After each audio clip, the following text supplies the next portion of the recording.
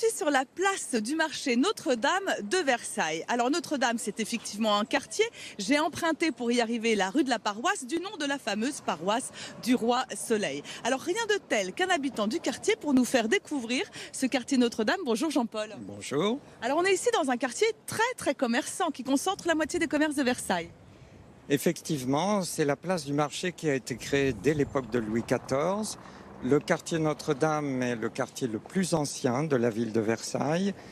Louis XIV au XVIIe siècle veut concentrer la noblesse près du château où il va résider définitivement. Et la noblesse s'installant à Versailles avait besoin de services, de commerçants évidemment. Et la ville va devenir rapidement très animée. Alors quels sont les incontournables ici dans ce quartier Notre-Dame ?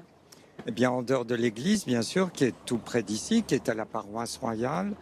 Tout près de nous, il y a l'ancien hôpital royal qui a été construit sous le règne de Louis XVI, qui aujourd'hui a été rénové, est un lieu splendide à découvrir avec un espace d'exposition.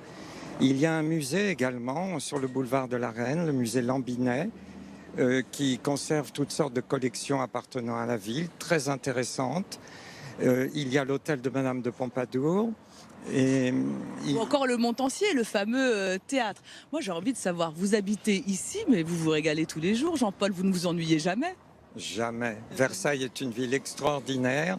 Il y a des quantités de choses à découvrir, pas uniquement dans ce quartier, dans les autres quartiers également. Et c'est véritablement une ville magique. Alors on va découvrir la magie de cette ville puisque chaque quartier est comme un village. Il faut à peu près 15 minutes pour aller de l'un à l'autre. Il me reste donc précisément 15 minutes pour vous faire découvrir un autre quartier. Monio de Versailles, n'est-ce pas Elena ? 1001 trésors, effectivement, Vincent, dans le quartier Saint-Louis où je me trouve actuellement. Et regardez celui-ci.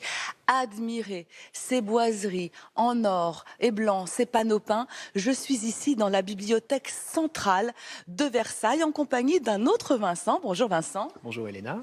Alors un bâtiment construit au XVIIIe siècle, c'est au XIXe, au tout début que cet ancien hôtel destiné au ministère des Affaires étrangères et de la Marine est transformé en bibliothèque. Alors j'aimerais qu'on parle de ces décors. Est-ce que ce sont les mêmes qu'à l'époque ?